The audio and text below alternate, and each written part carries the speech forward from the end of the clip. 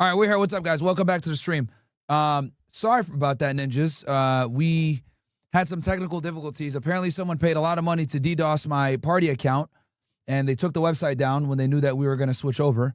So that's a good sign. We got some powerful enemies. I spoke to the people over at party and shit like that. So somebody spent quite a bit of money to DDoS us, chat. Let's see here. No, it does show up on screen, Bills. Look at my Rumble stream right now. We figured it out. It shows up on screen.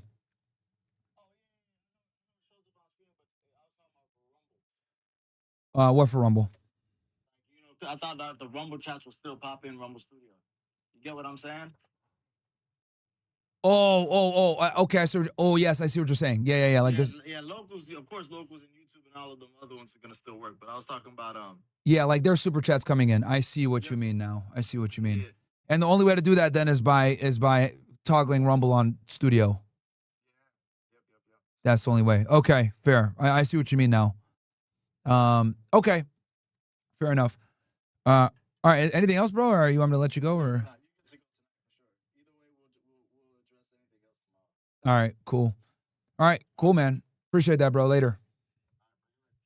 All right, peace. All right, guys. There's no breaks on the train. We still go. We still continue on. No breaks. Let's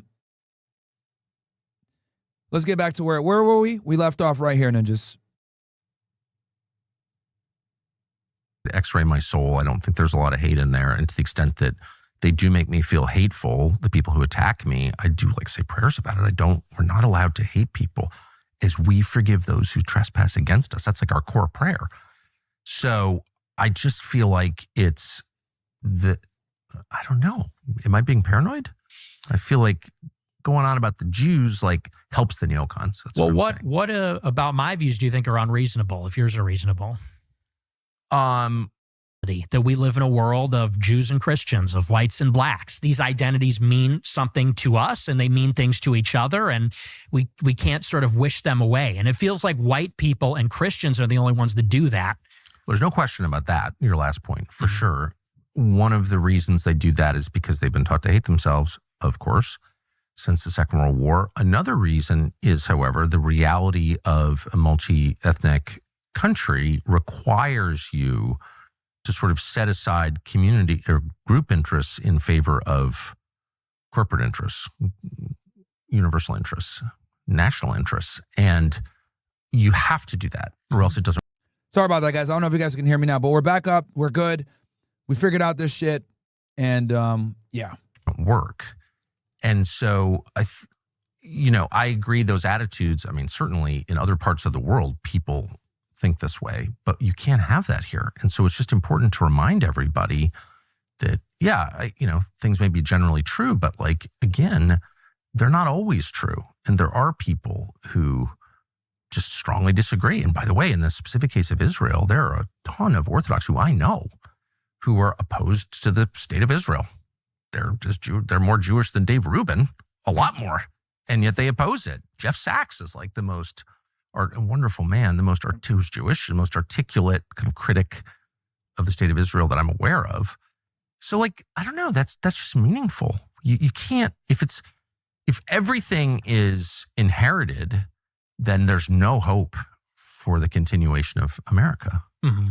Do you see that? Yeah, I don't think it's genetically inherited. And what you're saying about putting aside the tribal interest for the corporate interest, yes, that's absolutely the case. And that's the only way the country's going to stay together. Exactly. Hey guys, I'm gonna feed Frank real quick. Give me 1 sec. I'm gonna give me 1 sec. I'm just gonna go give him some food and shove it right back. That's my concern. And I absolutely agree with you. I would say though that the main challenge to that, a big challenge to that, is organized Jewry in America. I don't think Bill Ackman is capable of that. I don't think Sheldon Adelson is capable of that. I don't think Yoram Hazony is capable of that, for that matter.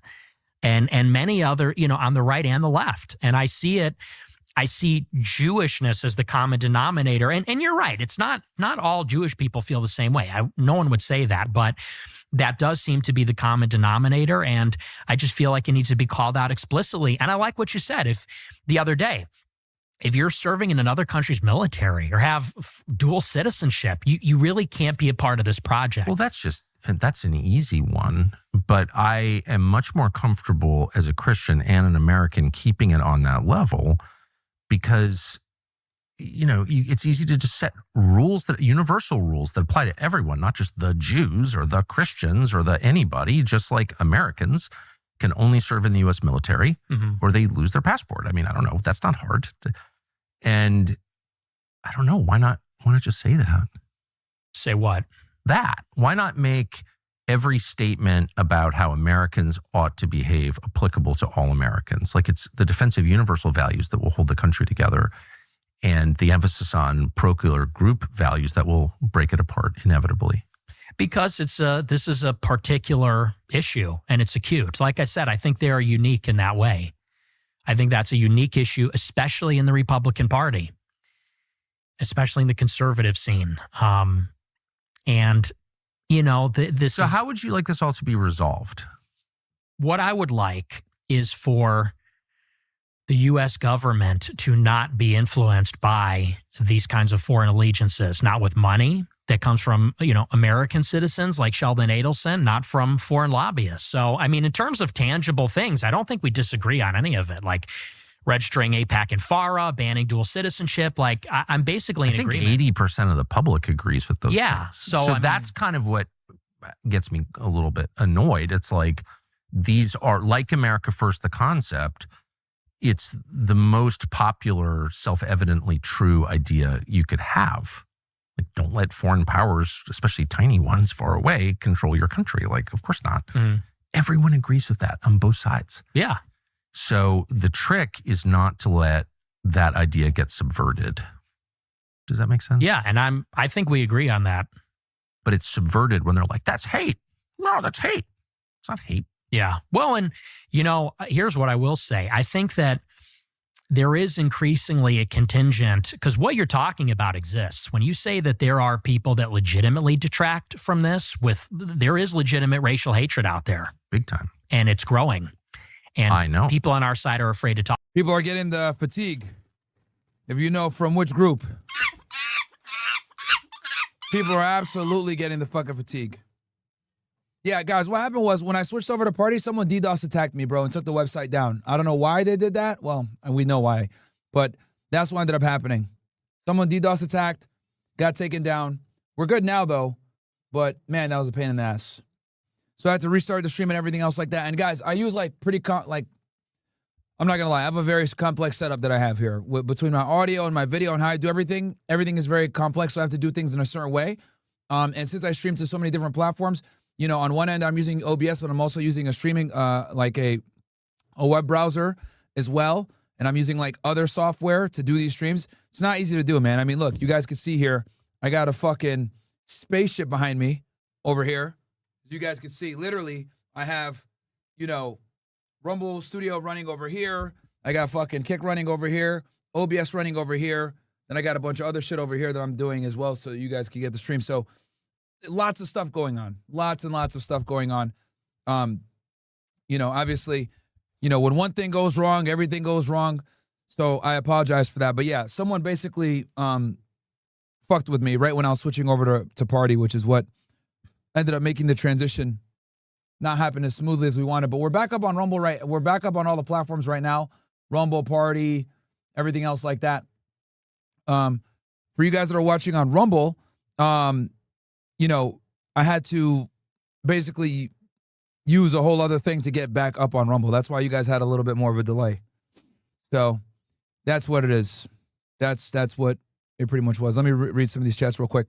Ben Dover says, I'm not leaving. Thank you so much. Guilty Woman says, Myron, there was a Scott guy on Rumble who kept saying he demonetized you on YouTube. Yeah, bro, niggas, people just lie. They don't know what the fuck they're talking about. I don't think it's Black Fatigue. I think it's okay. All right, thanks, buddy. Talk about it because they know, like you said, they're going to get called a cuck or a squish or whatever. And I agree with you. The people that are detracting from that need to be called out. And I think there should be no harbor for cruelty, hatred, prejudice, those kinds of things. And some of them, I'm sorry to be a conspiracy nut. I really try not to be a conspiracy nut because it's embarrassing, But after January 6th and just finding out the number of FBI personnel in the crowd. That red pilled a lot of people. And January 6th, man, like, again, the one time conservatives mobilized, everybody got in trouble, bro. It's like, and I've just seen this. David Duke is a great example. Some of these are the Charlottesville rally. Yeah. Had a bunch of feds there being like, we're white supremacists. We hate the blacks. You know, using the N-word, whatever. You know, it's like, that's not real. Like, there is some of that going on. Don't you think? I think that there's a lot of sincere people. Well, for sure. Oh, I completely agree. You know, and they're just numbskulls, and some of them are legitimately, they see the opening, that there's legitimate critique of this, and they see an opening to air out their grievances. They get a license they think it's okay now. And I do think it's important to differentiate and say that fundamentally, I guess the word that I would use, I've been thinking about this a lot lately, is reassurance, because I think there's a legitimate, there is legitimate need to reassure people. And this is kind of what I've been doing on these podcasts, that we don't want to harm anybody. We don't want to kill anybody. We don't want to harm anybody. Right. We just want to put America first. And let's go into the political violence in America. This is something I've been talking about for a minute. And I'm glad Trump finally made Antifa a terrorist organization, motherfuckers.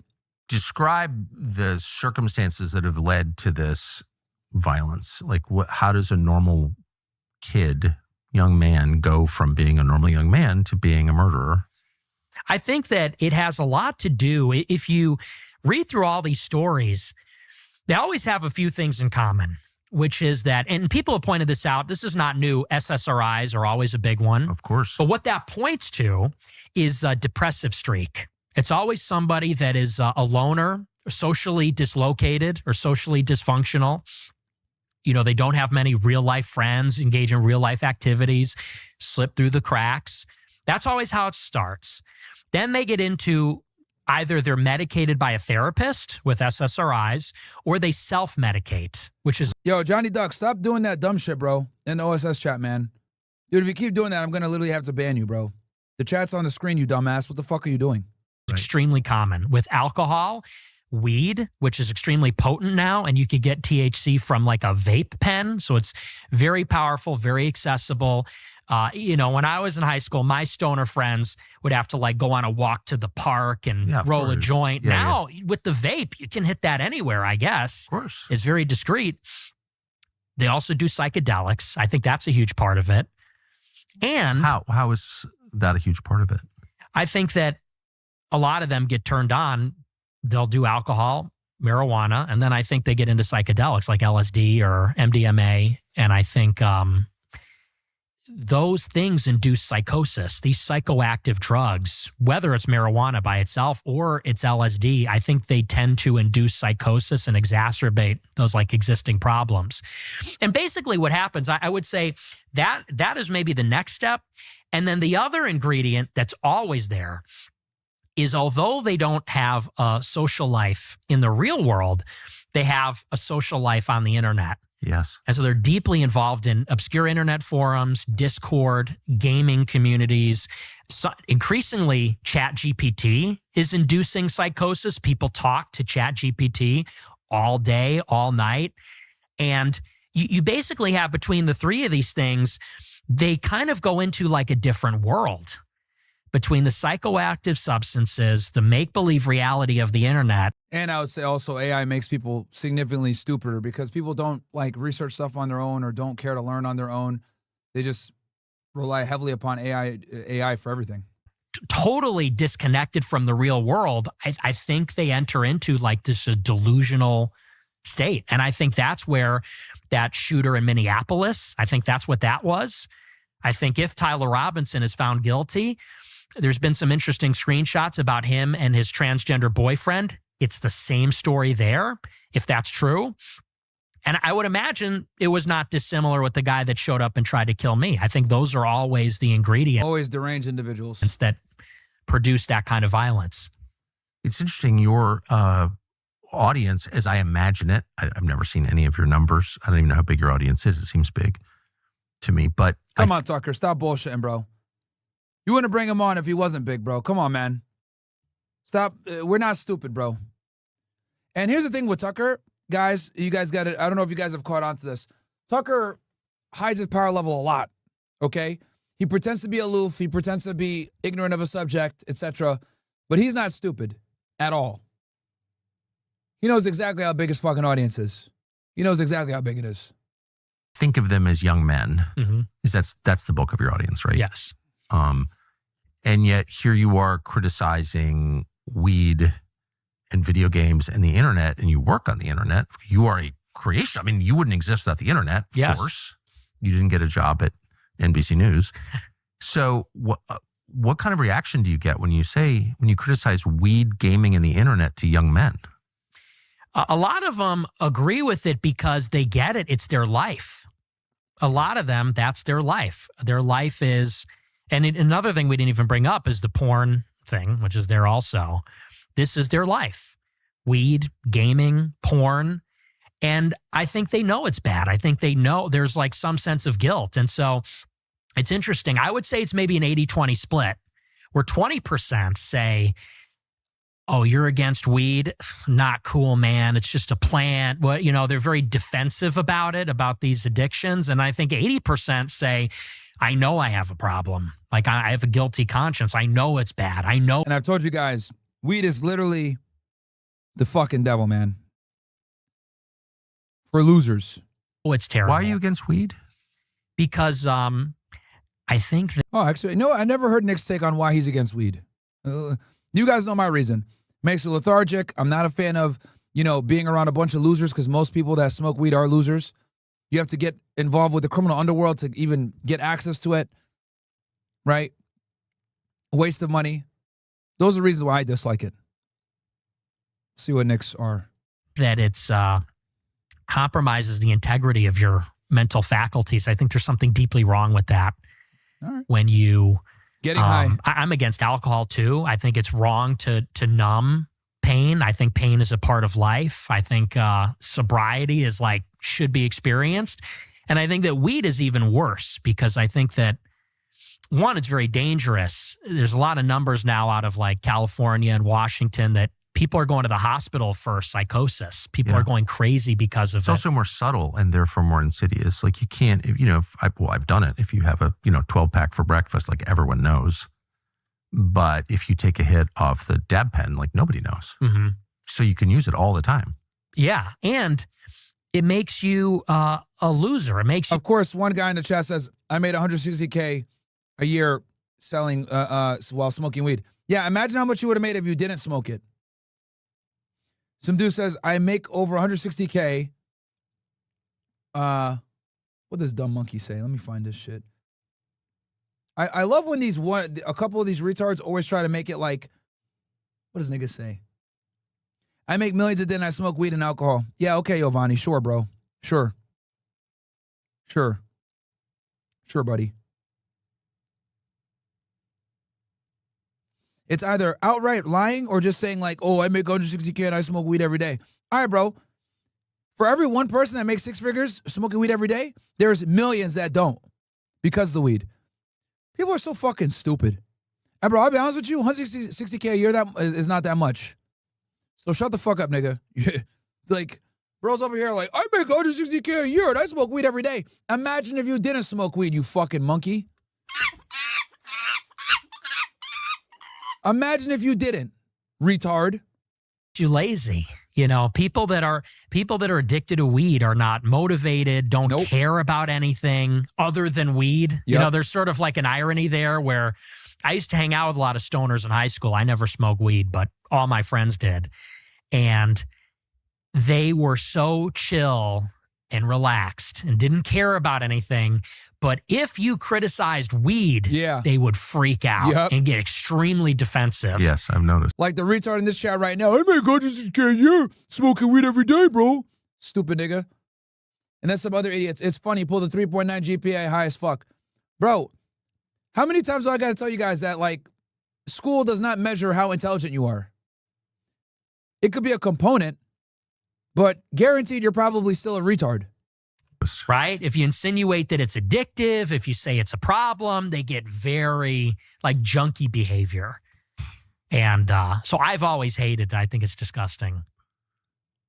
What is porn exactly? Describe how available is porn? What is it? I know what porn is, but like you said, it's a huge factor in the lives of young men and a bad factor. Why? Well, this is another thing where it's reality distortion. That's kind of the theme. Just like psychedelics distort reality, just like a kind of internet society is a form of delusion, so is porn, in the sense that, you know, a lot of people maybe don't realize, and we talked about this a little bit, people are getting turned on to porn when they're like 10 years old. And when you are going through puberty, when you're developing your sexual faculties, how could you stay away from that? Every kid has a phone, every kid has an iPad, and every iPad and phone is, if you know what it is, loaded up with porn. And it's infinite and it's ubiquitous and you can get it's free kind of it you want, whenever you want. It's in your pocket. And so something that is almost never talked about is that this is a generation that's totally sexually dysfunctional, I think, because of pornography. And some people are able to cope with it. Some people don't have a problem. But I think a lot of people, and maybe even a small minority, have a serious problem with it. And lots of young men are addicted to it. And here's the other thing, too, you guys got to understand. The reason why so many guys love porn nowadays is because the access to it is so fucking easy. It used to be, niggas, you used to have to put on a trench coat and go to the fucking store and get the magazine or the VHS. You know what I mean? Dudes have to show their faces, right? But now, you could just, like, get porn from your house without anyone knowing. You have to show your face before, man. Go into the fucking store with your trench coat and your hat on. Shit. Now, you can just get that shit from the comfort of your home. Anywhere. Stream that shit in 4K. Nuts. Problem. Make people sexually dysfunctional. I think that it's impossible for And all the losers in my chat that are like talking about how weed is great and I'm just a loser for talking about it, bro, I don't know why you guys are watching me then. Go watch some of these other potheads. But you guys are watching me because you guys know I'm telling the truth when it comes to this shit. And being realistically speaking, I don't know anyone that's like a super high performer that smokes weed every day. Are there going to be people out there that could do it? Sure. But the reality is a majority of people that smoke weed every single day are fucking losers. You guys don't like hearing that? But it's the truth. Don't fucking sit there and make the dumbass female argument that, well, I'm good, I make money, and I smoke weed every day. That's your dumb monkey ass. But the majority of people that smoke weed every day are fucking degenerate losers that can't stop. Also, don't use your dumbass GPA in college or in high school about you being a pothead and still making it.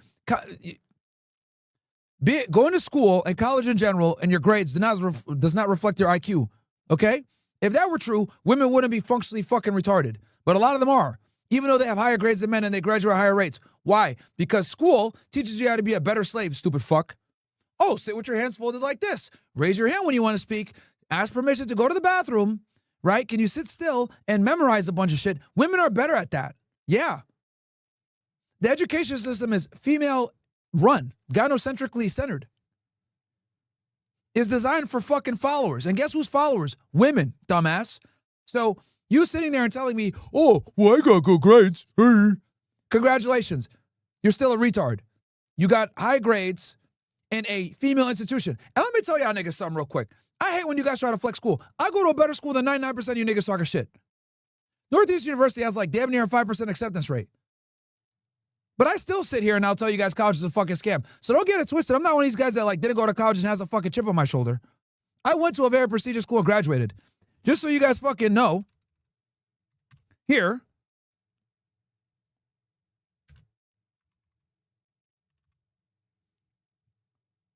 For some of you stupid ass niggas.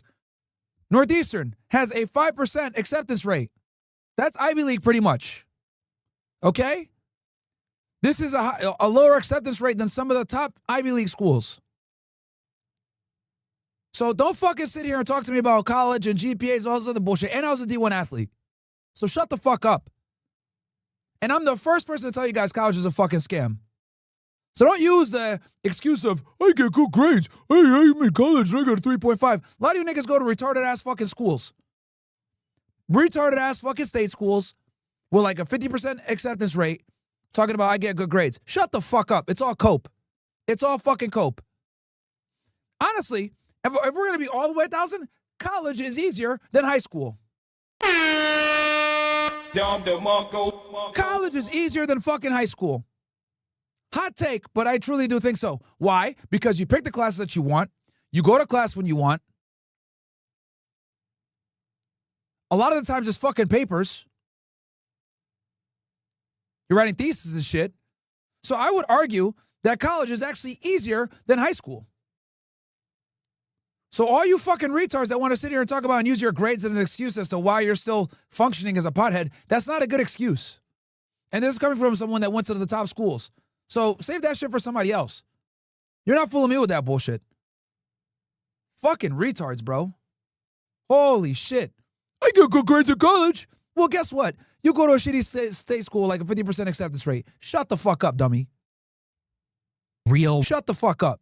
Woman to compete with the availability and the novelty of pornography. College college has basically morphed into a way for people to become degenerates for 4 years. It's a socially acceptable way to be a fucking degenerate for 4 years. That's what college has basically become. And no one likes to admit that shit. A real woman, like without getting graphic, she's only one person, and maybe she wants to do something sexual, maybe she doesn't. Porn is. Why is this loser fucking putting a bunch of caps? This Checkmate Supreme guy. What a fucking retard, bro. Get the fuck out of my chat, nigga. Get the fuck out of here. You gonna say I'm capping now because I went to Northeast University, you fucking retard? The fuck? You could have 100 different women in one. Man, I hate stupid people, bro. God damn. Sitting, doing anything that whatever niche or yes, alcohol's trash too. Alcohol's for fucking losers as well. Agreed. Idiosyncratic thing a person might be into, it's there. And so I think that novelty combined with that availability, it makes it so that, when you think about courting a woman, juice isn't worth the squeeze. Hell no. And so there's like also a problem of like erectile dysfunction. People that can't enjoy regular sex because it does not compare to the intensity, the novelty, and the availability of porn. It's hyper stimulation. And so I think that's sabotaging a lot of normal sexual relationships. It seems like it's making a lot of people gay too. Yeah, and trans. You think that's true? 100%. What is that? I think that the novelty is a huge part of that. I think that if you are somebody that uses pornography multiple times per day, which many people do. Actually? Oh, absolutely. That's a lot of jerking off. It's a huge problem. Yeah. And, if you're doing that multiple times a day, every day for years since you're a kid, well, eventually you get bored and you want to move on to something more extreme. And you're kind of, it operates, I think, similar to like a drug. You kind of have the same kind of resistance to it that you would to a drug, or a tolerance for it. And you're always chasing that initial feeling the first time you used it or the first time you saw a certain thing. And I think eventually you just chase more taboo, more transgressive. And I think maybe some people are more prone to that than other people, going in a really extreme direction. Is how Charlie Sheen got AIDS, actually. Yeah. Through just being jaded and looking for something more transgressive. That's just a fact. And there's something too about what it does when you look at it. Because people don't realize that it is a fundamentally different experience being involved in intercourse versus watching other people have intercourse. And I think that actually does something to you. Tell me. Well, we got so many cucks nowadays. All right, let's get into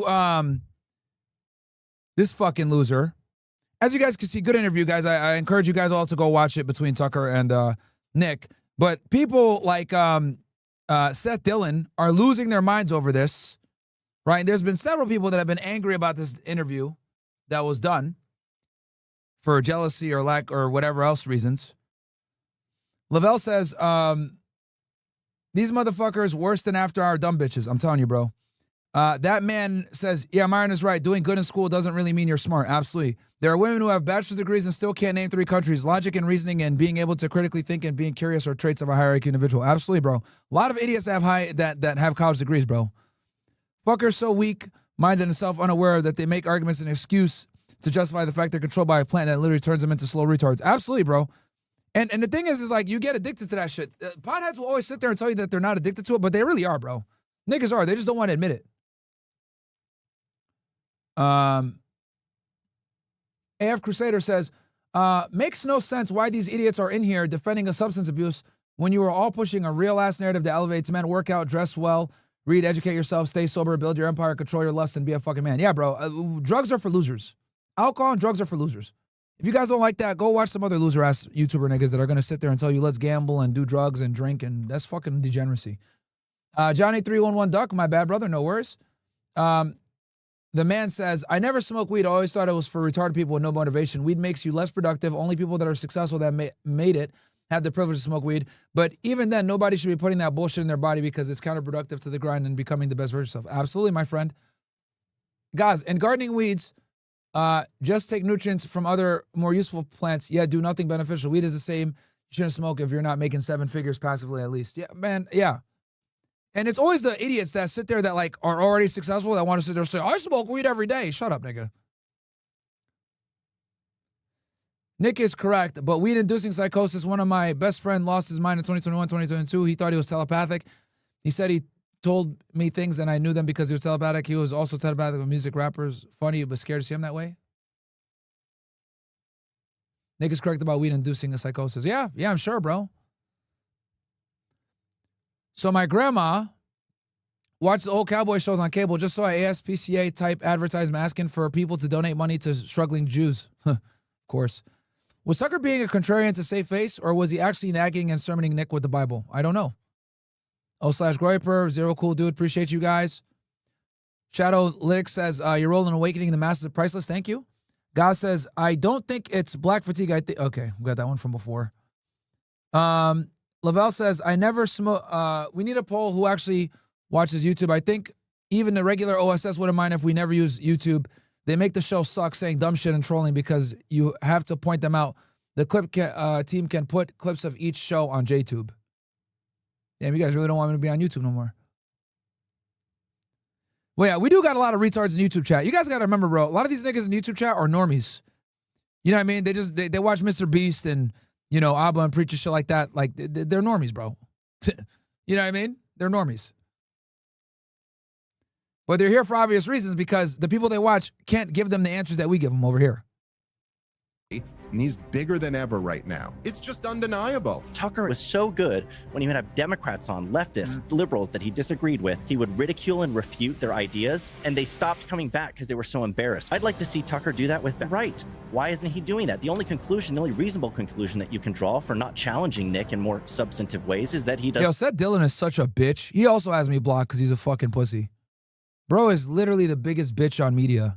Oh, and if you're wondering, every single time, every single crime, every single lie, early lie, every single hour, every single day, every single night, early lie. I know it's hard to believe it's the whole forest, not one tree, and it's every branch and leaf. They're born to deceive. yeah, Seth Dillon is a Jew, chat. He is a Jew. Doesn't disagree with him. He's a Christian Jew. I want to know why Tucker is trying to mainstream Nick Fuentes. There's no evidence that Tucker was trying to mainstream Nick Fuentes. What happened here is Nick Fuentes became mainstream. Thomas Rushmore says, my dad is my friend's dad is a millionaire who smokes weed, but his personal life is terrible and he's always paranoid. Even if you're one of the few who can make money, it'll hurt you in other parts of your life, okay? Dodgers won the World Series, LA acting like animals again. Not surprised. Los Angeles is probably going to burn down. Bro, and it's crazy because all these idiots that, like, you know, make their life about sports, like, bruh, yo, sports is for losers, guys. Imagine watching other men pursue and chase their dreams while you sit there like a loser, cheering them niggas on, chasing their dreams while you sit there and continue to exist in a fucking obscurity. Absolutely nuts. That's why I stopped watching sports. I was like, damn, like I'm out here watching these niggas chase their dreams while I'm being a fucking loser over here. Fuck that. I might as well make myself smarter. Hollow Point says, Myron, I noticed that the J chick keeps showing up to your stream interviews. Yeah, she probably does. She probably does do some bullshit, man. And them niggas hate me, bro. They follow me everywhere I go. They're all from the same stupid temple down the street. Faj with the book, with the books. Stream for all the people, by the way, who are so upset that Candace and Nick Fuentes have become so huge. You have no one but yourself to blame for that. It's all over the Israel issue, man. They were against this destruction of Gaza. Yep. You got no one to blame but yourself, bitches. I think you supporting Israel's destruction of Gaza is substantially worse than any of his views.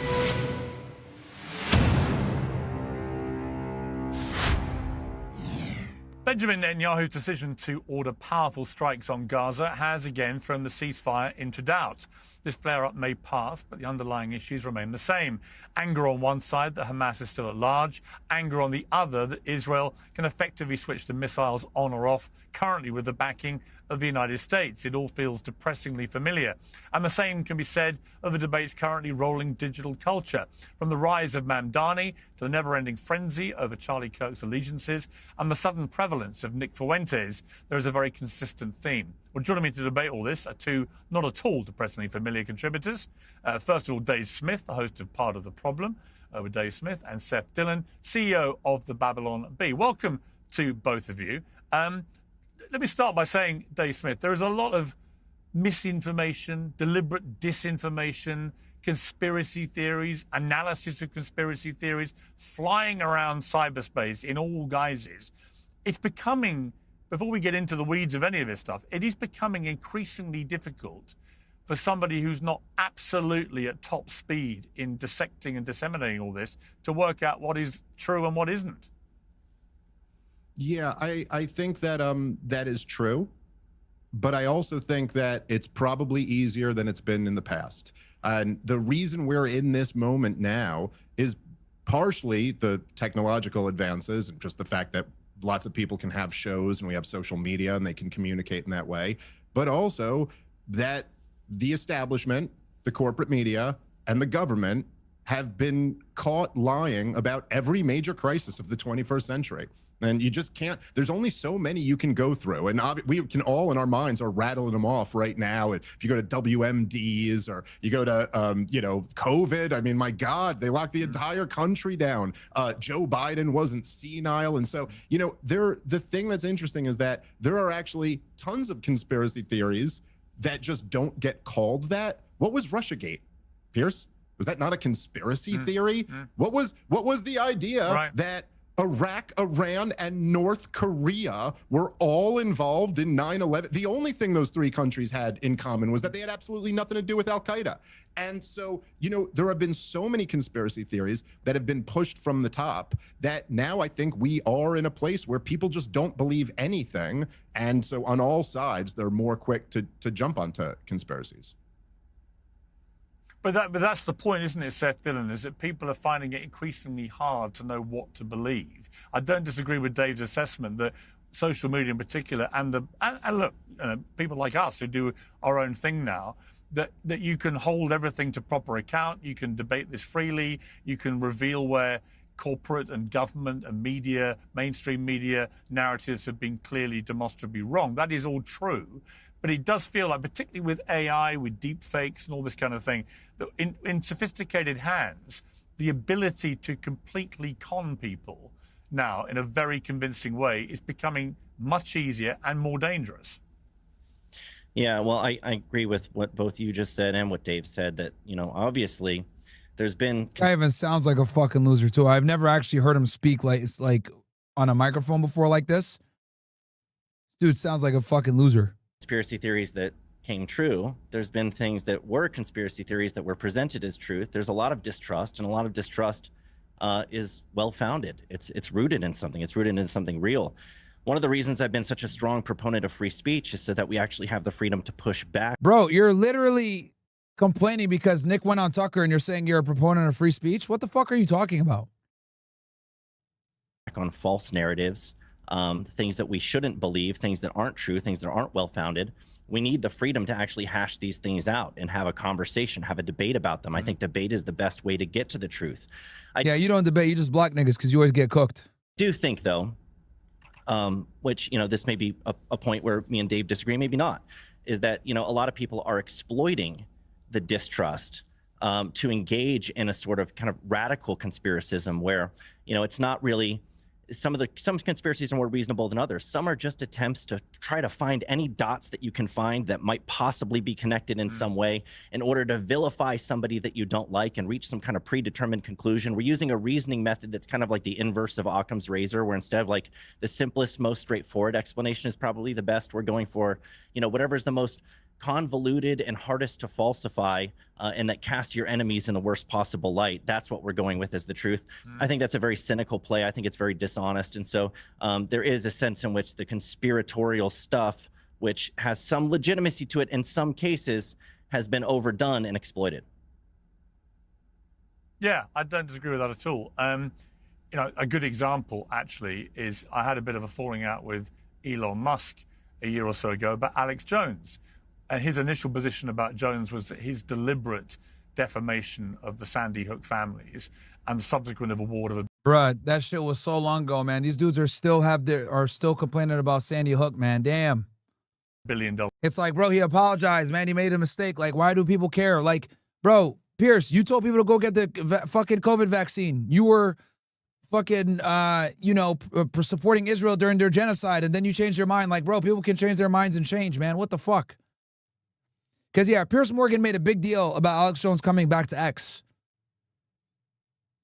Against him, that his trampling on the graves of children, as Elon put it himself, disqualified him from having an active account on X because he would just continue to make hundreds of millions of dollars by pouring fuel onto the pain of these families. And I agreed. And then he reversed that decision and let Alex Jones come back. And, whatever people think about free speech. Yeah, he apologized, dude. He apologized. And the fact that, people still, are butthurt over this shit is crazy to me. To me, if you've got $1 billion defamation, Dave Smith, against you for doing it the way that he did to those families, where they proved in the court case that he made hundreds of millions of dollars almost every time he went on a tear about this being staged and set up and they were actors and no kids got killed and so on. I just think there have to be some limits, don't there? I mean, otherwise, the First Amendment, none of it means anything. Well, I mean, to your point about Elon Musk, yeah, he said that and then he went back on it and he never exactly made it clear why he had changed his mind from that. Right. He also said at one point at the beginning that everybody would be reinstated. Nobody would be banned from Twitter except for people violating the law. But yet there still were several people who were banned who weren't let back on, or people who were shadow banned. So there has been a little bit of a convoluted message there. That being said, there's really no question that the censorship of the previous Twitter regime was much, much worse. Way worse. Than this one. And so on net, I think we've had more protection of free speech. So I'm not really making it my thing to criticize him for that, but it's a fair enough point. With the Alex Jones thing, I think he was very wrong for what he did with Sandy Hook. I think he's acknowledged and apologized for that. I also do think that waving that settlement around isn't quite as good evidence as you might think, because that was kind of crazy and unprecedented. And it did certainly seem like the Sandy Hook thing was used to take Alex Jones out. And what concerned me a lot more than, look, there are wild conspiracy theories. I more or less agree with Seth there, and I certainly agree with his spirit that debate is the antidote to this. I mean, this is what I feel an obligation. I go on a lot of big shows and I say, I think it's like this, it's not like this. And I feel an obligation that I got to back that up then. And so I do a lot of debates on all the topics that I talk about. So I agree with that. But just talking about the Alex Jones situation, the reason why I don't think he should be kicked off these platforms, or I should say this, I'm much less concerned about a guy spouting conspiracy theories than I am about iTunes, YouTube, Facebook, Twitter, all these organizations all colluding together to essentially unperson somebody, which is what they did with Alex Jones. And I don't buy that it was really over the Sandy Hook thing. It was years later. They just kind of used that because it was the best example that would kind of be indefensible to most people, which it is. But that... Yeah, I mean, And the fact that he owes $1 billion, like, come on, bro. That's absolutely fucking nuts. Absolutely fucking nuts. Doesn't make sense whatsoever. $1 billion, man? And it's like, I think it's like 1.2 billion or some crazy shit like that. Fucking crazy.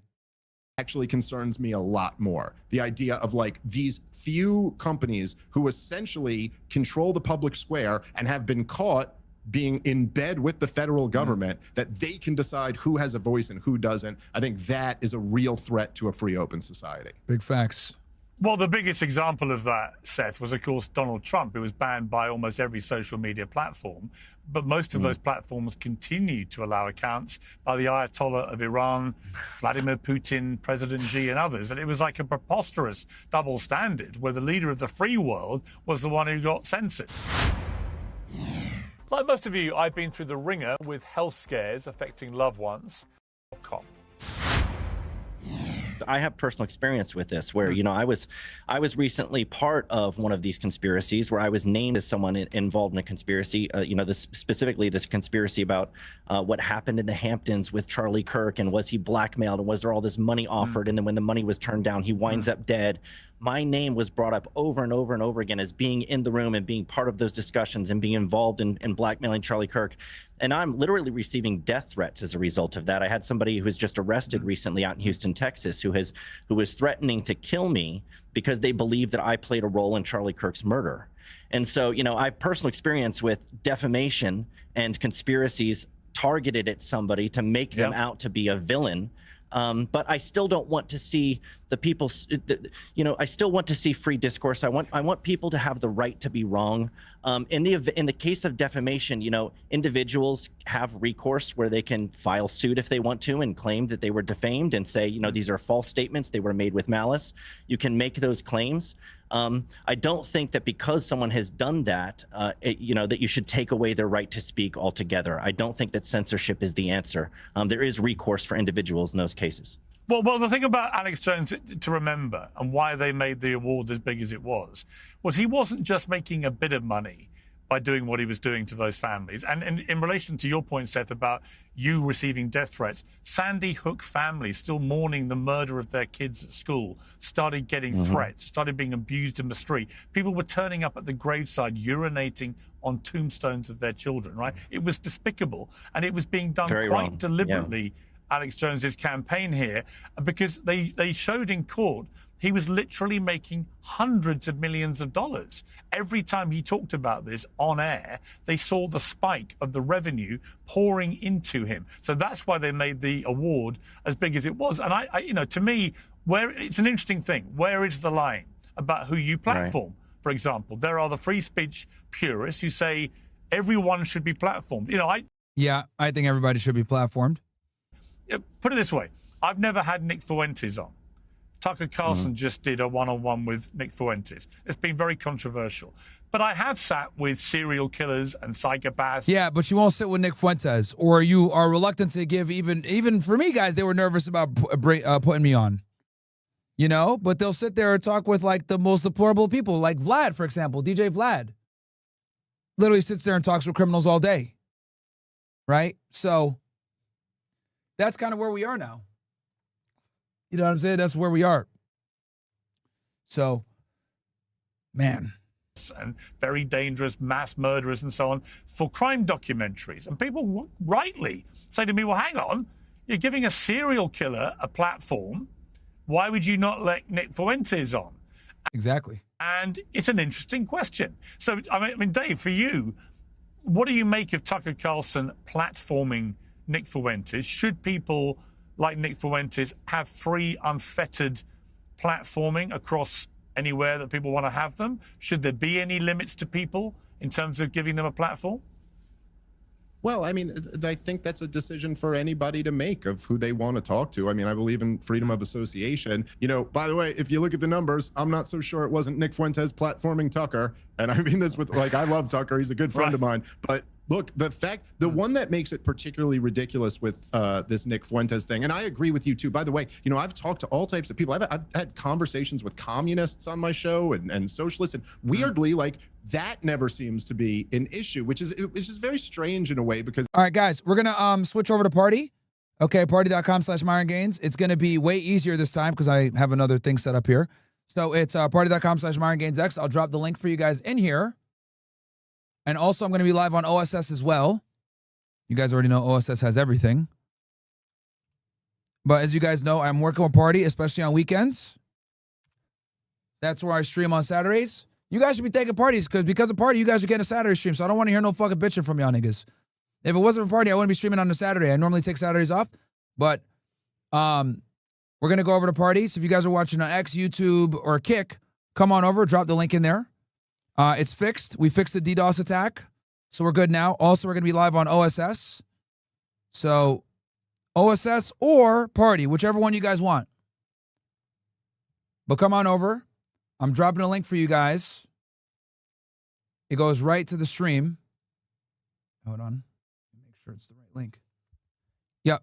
There we go. We're live over there. And it's a good quality too, guys. Of course, niggas on Kick are crying. Come on over, guys. What's special about Party? I work with Party, guys. I stream on Saturdays for Party. Okay? So come on over, guys. You niggas know what time it is. We're coming on over to Party.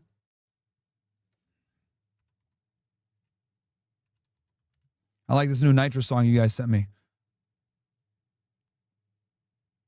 And all they wanna do is abandon me. I don't want your bitch because that hoe looks like a man to me, yo. Turning off the YouTube right now, the X and the Kick. Come on over, guys. It's real nigga time.